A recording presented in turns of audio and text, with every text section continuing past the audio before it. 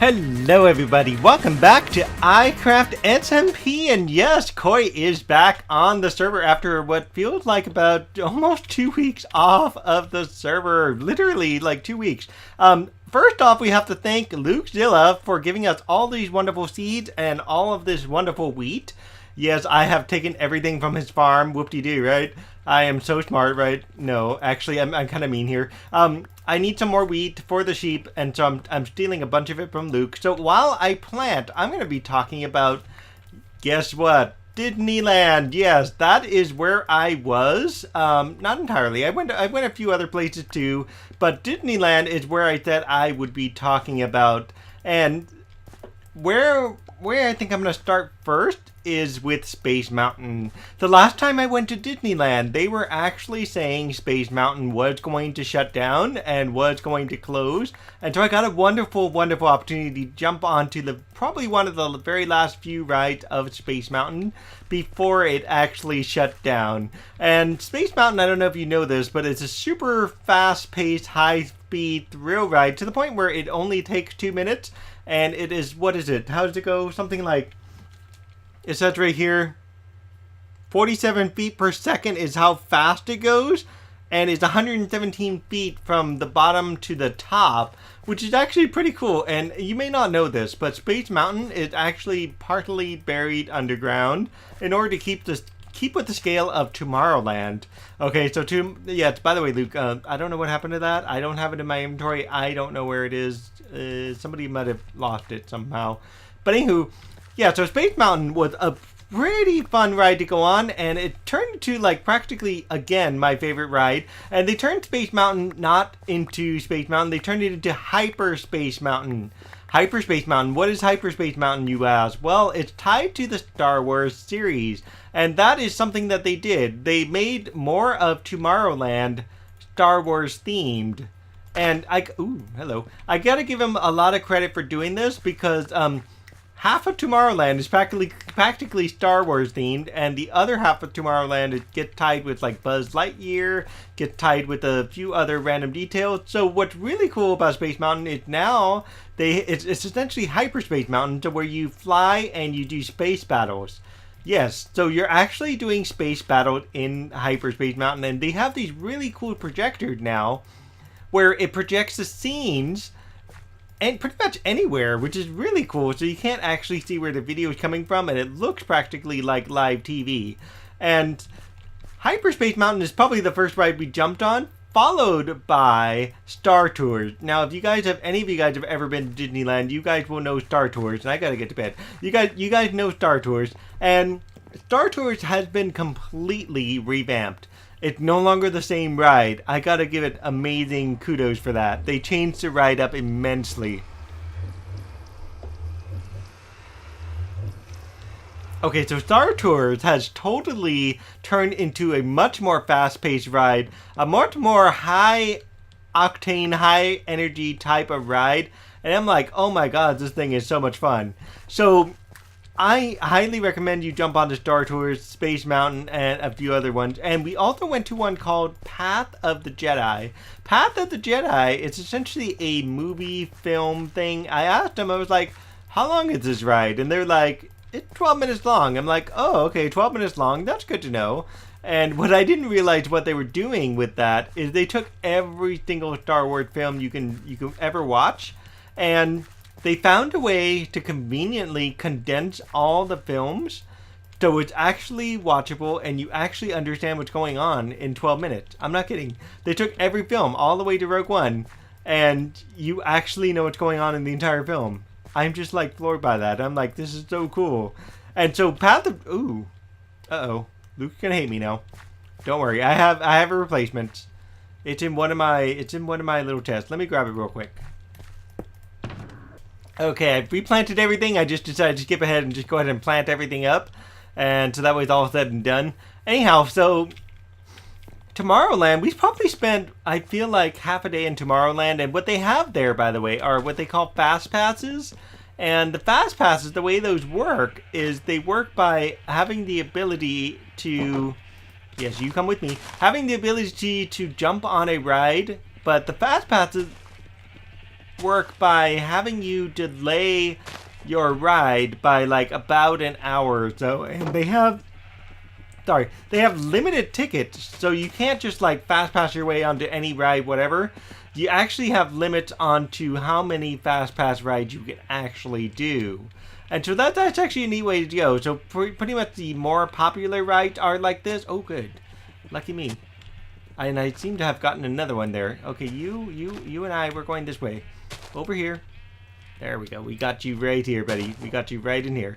Right in there. There we go. Now we're talking. Yeah, so it's really cool, and I got to tell you something about California Adventures later. I'm going to worry about that on probably the next video or two. We'll be talking about California Adventures and how that played out with the fast passes. Okay, anyway, so after Tomorrowland, we headed off into not Fantasyland. We actually skipped all the way over to Frontierland. And Frontierland had the Tiki room, and yes, I know it sounds weird. It had the Tiki room, and that Tiki room was really interesting. Essentially, it's a bunch of birds that magically get together and sing, and they do a nice song and dance. It's actually a fun room to kind of just be able to go in and relax and chill out, especially when you walk all day. Now, seriously, let me tell you about this. We got up at 6 in the morning. First day, we got up at 6 in the morning. Got ready, got downstairs. We were at the park just as they were opening at 8 o'clock in the morning. Now, we didn't leave the park until midnight. And we barely sat down the entire time we were there. So, yes, I'm not kidding when I say this, that we walked more than 12 hours in the park. It's crazy how much we actually walked. So you take 8 hours, 8 to 8, that's 12 hours, and then 9, 10, 11, 12, and that's another 4 hours on that. And that's like doing the 16-hour walk deal. And it's like, oh my gosh, right? Yeah, so our legs were sore. Our backs were hurting. Things that shouldn't hurt were hurting. And it's like, geez. But it was well worth the walk, okay? In Frontierland, it also have another ride. How did it go again? Excuse me. How does it go again? It is a cruise. I remember it's a cruise. Which kind of cruise? There it is. Mark Twain Riverboat Sailing... Not that. Mark Twain Riverboat. That's it. And so it's essentially a river cruise. And that river cruise, we lucked out. We got a really, really cool guide, I guess you could say. A really cool guide. I know, this guy's so weird in the middle. Really cool guide. And that guide really helped us out with finding places to essentially talk about the various attractions and stuff. And I really appreciate what the guy did. And the guide made that ride even more impressive, even more funny. And it turned out to be a really awesome ride altogether. Okay, where was I? Indiana Jones's ride. That one was an interesting ride. I'm really hearing stuff. This is so much fun. Anyway, so yeah, I really enjoyed Indiana Jones's ride, and I thought it was really great how they did the ride and how they set it up, and it worked really well too. Let's see where we are here. We are pretty... Oh, geez, you scared me. This thing scared the bejesus out of me here. Okay, it looks like it is fairly empty, and this is where we are currently. I don't know if the pumpkins are growing or not, but it looks like they are. And what's going on here? Like, why are we missing pumpkins? There's like missing pumpkins everywhere. Jeez. Okay, this is an easy fix. Let's go out this front door here, and we'll fix this very quick. Grab a couple extra pumpkins that are already existing on the inside and fix this right up. Okay, guys, I've transitioned out of that sheep farm, and I moved myself all the way over here to where I'm in the tunnel outside of one of my entryways, so to speak, if you want to call it that, the rails that goes to one of my bases. And I'm just kind of fiddling around with the style, and I'm kind of liking this, how the style's turning out here. In case you want to know, there are lights hidden underneath these blocks, and it's creating a nifty little effect here. And if you're also noticing right here, I'm just taking these out, and I'm putting actual light behind here. Now, I didn't try to do it this way because it just didn't work that way. So yeah. So this is what I'm just going to keep doing. Let me talk about Pirates of the Caribbean for a second. Yes, that is another Disney ride. Why did I not go on Pirates of the Caribbean? Let me put it this way. That did not have any fast passes remaining, if you want to call those. They didn't have any more fast passes remaining to even go on Pirates of the Caribbean. The lines were, shall I say, ridiculously long, and I didn't want to have to wait to go on Pirates of the Caribbean. Now, what we did do is, if any of you guys have ever been on the Pirates of the Caribbean ride, you'll know about something called the Blue Bayou. Or actually, that is what it's called. You may not even know that's what it's called. The Blue Bayou is actually a restaurant set as part of the ride of Pirates of the Caribbean. Now, all these years I've been in Disney, I've never, ever have gone into the Blue Bayou. Partly because I didn't know where it was, and it's actually located in New Orleans Square, and you can reserve online ahead of time to reserve a place to sit. And so we had already done this, and what was great about it is we could just walk in, say here's our reservation, and there we go. We're in the Blue Bayou, and we're eating in the dark, which was really awesome. You're eating pretty much a candlelight, and it's about as bright as this area is. Pretty much like this. It kind of does look like this, and that was a joy to really be on. What did I do here? Oh, okay, I see what I did there. I put a couple locks. There we go. Much better. Okay, much better. I get it. Yeah, so Blue Bayou was probably the most delicious food I've ever had in a very, very long time, and I just couldn't believe how delicious that stuff was. And I highly recommend anybody taking the opportunity to go out to Blue Bayou and eating there. If you ever get a chance to reserve that ahead of time, for sure. Where else did we go beyond Frontierland? We went to Fantasyland as well. Didn't get to ride on Matterhorn. I've been on it before. Lines were crazy long. They sold out of pretty much everything. I personally think by the way, I want to keep these effects if I can. I'm not sure how I'm going to work that in just yet, but I'm debating on it. The rest of the tunnel kind of shrinks down a bit, and I know I already don't have enough stone to make the rest of it work, but whatever. We're going to make it work somehow, some way, somewhere. But anyway, out in Fantasyland, it's a small world. It's one of those rides that pretty much everybody needs to jump on at some point in their life, because it's just one of those rides that just makes you feel wonderful. I can't say it any better than that. It really does. It just makes you feel like really special and really great. Now, I've been on this ride over the years, and what I've noticed about the ride is the ride has gotten way more inclusive than I've ever seen it before. And I've only got 4 of these, so if I do that, it's going to shrink things quite a bit. So what I could do here is just swap it up a little bit. Just make an ending out of this, and maybe I'll just take that out. Oh no. I didn't want that to happen. There, much better. Okay, that's actually a lot better. I'm not sure what I'm going to do with the ceiling yet. I haven't decided how I want the ceiling to look, but maybe I'll just do the same thing with the ceiling and just do that all in dark oak as well. That should be dark oak. It looks a bit like spruce, doesn't it?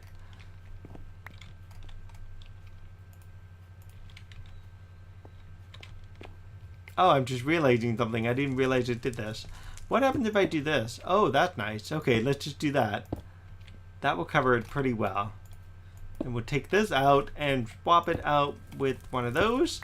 There we go. So It's a Small World has become way more diverse than ever. And It's a Small World has really included African cultures, islander cultures, various different countries that were not there the last time I had been on the ride. And so I've got to give it a lot of credit for what they're doing with the ride. And it was really awesome to actually see how well that ride played out. And how well the music played out along with the ride. And, you know, it's one of those where you just have to go back on a second and third and fourth time if you could just deal with the line. The lines, though, weren't too bad for It's a Small World. So I got to give it a lot of credit that it wasn't too bad.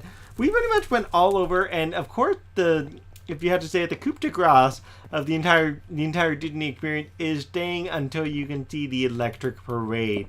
The electric parade was something that happened, 8 o'clock or so, right around the time it starts getting dark. If you come around 4th of July, it's amazingly exceptional because they actually start having fireworks. And the fireworks show for things like that is actually well worth sitting through and attending and all this stuff. I gotta make an actual tunnel out of this because this jumps up. So I'm gonna try to see if maybe I can just curve this way. Let's try. Let's see what happens. Yeah, that could work. I need to eventually fix what's going on up here, but hey, this could do it. And what I could do here is use those last 4 stone bricks I have. All right, that didn't come out the way I wanted it to. There it goes. So something like this. That would do. Now, if you guys notice, I didn't quite think through the other tunnel on the other side over here. The tunnel over here is still a little bit absent-minded. I'm not sure how I want this to look. Right now, it's just a plain square. I did the same plain square on that side just to have a little similarities. But yeah, this is pretty nice. I'm liking this. I'm really liking this. Let me do some deco here. I'll be right back. Okay, friends, I just wanted to show you how this here turned out the way it did, and you can see the very slight glitches I got here. This is actually what it looked like originally before I started putting all these wonderful blocks in it, and you can start to see what happens after I cover up a variety of blocks. And I know it's starting to get dark here. I'll probably add some gamma correction after the fact, but I want to show you what it looks like when it's in the dark, and this actually looks really cool. I haven't figured out how I'm going to work the roof. I'm thinking I might want to do stone over here and then transition just to like dark oak in the middle or something like that. But yeah, this is done essentially like this, quite frankly, and there's only a few little minor touches I got to do, and this turned out really good for a tunnel. And it's really mysterious looking, and what I need more of is dark oak slabs. I don't quite have enough dark oak slabs, and I also don't know if I will have enough stone bricks either. So I'm gonna try to play it out and see kind of how it works for me, anyways. And we're gonna see what happens. Now this shouldn't be. I don't want to have to take all of it. I just need like 60 of them. That should do. And we'll take care of that later. But yeah, so you can totally see how this is going to turn out. And then the roof, it's going to, this part here is going to convert into, if I am thinking about this right, I really want this just to convert into stairs, kind of like this. And then from there, it's going to essentially be the center point of everything else all the way to the end of where this is at here. And I might change up that on the other end. But yeah, enough about this build here. More about Disneyland real quick before I call it quits. I do want to say I had a great time at Disneyland. Definitely planning on going back. I don't know when. Would love to go for 4th of July, but that's probably not going to happen because I honestly spent a lot of money just to get there in the begin with. And we even took a car, you know. I mean, we could have flown there. We could have taken a train there, whatever it is. But still, it's an expensive trip. Partly because Disney has raised their prices over the years, you know what I mean? Yeah, this is definitely going to work out really well. I like how the stone bricks just kind of makes it pop a little bit. And I think it's going to work out perfect just doing it this style here. It just takes a little while to kind of, you know, dig out all of this netherrack, because I don't want to mess up all the netherrack. I actually have to just pop it out in certain parts of this thing, and that's what just kind of takes forever. But anyway, so while I finish up the remainder pieces of this, I do really hope you guys liked this episode. I hope you liked, I don't know. Let me know if you've actually been to Disneyland. I'm curious who else has actually taken the trip to go to Disneyland, taken the opportunity to check out things like Mickey's Toontown, Fantasyland, Tomorrowland, Adventureland, Main Street, USA, New Orleans Square, Critter Country, and whatever else they got there. And Tomorrowland, of course. Tomorrowland. Can't forget Tomorrowland. Tomorrowland, my goodness. Anyway, so also, I gotta say, Main Street Electric Parade, did I even say very much about the Main Street Electric Parade? Probably not. Main Street Electric Parade goes really awesome, depending on the time of year you go. Because we went over the weekend of Memorial Day, they ended up having floats there that relate to, you know, fallen soldiers and honoring, you know, the men and women who don the uniform every single time they go into battle, etc. And, you know, the folks that lost their lives in all the various wars that we've ever had as a country, you know. And so they tend to do a Memorial Day thing. 4th of July, they tend to do a 4th of July type of float, etc. So there's a few things they will change in the Main Street Electric Parade. And what's really cool about it is if you missed the first one, you can always catch it again a second time, which is nice. So they at least do 2 electric parades, which is a really great way to go. The only downside is probably just having to wait in line for everything. So when you go on a heavy traffic weekend like Memorial Day, you have to expect to be in traffic pretty much forever. Not just on the road. It took us a long time to get there, but also just waiting in line for stuff. Waiting in line for stuff, I mean, if it's a ride that's only been out for a long time. Oh, I'm trying to get a good example. Kind of like Nemo's submarine ride. That's been out pretty much forever. And that ride, realistically, will fill up. And that had a wait of, I don't know, like even a 2-hour wait. But if you just know how to strategically navigate the park, you can and you will find better ways to manage the rides. You know what I'm going to do here? I'm just going to raise this up as well. Just a touch. And that'll give me a little better roof here. Anyhow, so while I finish this up, I'm going to call it quits. You guys have a great night, and we will see you all next time. I do want to talk about California Adventure. My very first... Hello, my friend. I see you. I need you to go away right now. Hello, little minions. Yes, I know you all want to help, but now it's not the time. Now it's not the time. Anyway, so let me get back to what I was just about to say. So I definitely want to talk about California Adventures, because realistically, it was the first time I've ever been there. And I want to talk about in the next video, like kind of some of the differences between Disneyland and California Adventures. I'm going to save that for then. And for right now, this is now, and we're going to call it quits. So if you like this episode, like, subscribe, leave me a comment, and we will see you all next time. All right, guys. Bye-bye.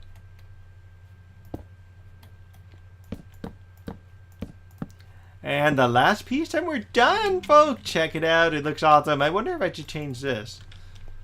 I don't know if I like this. Let's see what happens if I change it. Can't hurt, right? If we swap it out for some more stoneworks.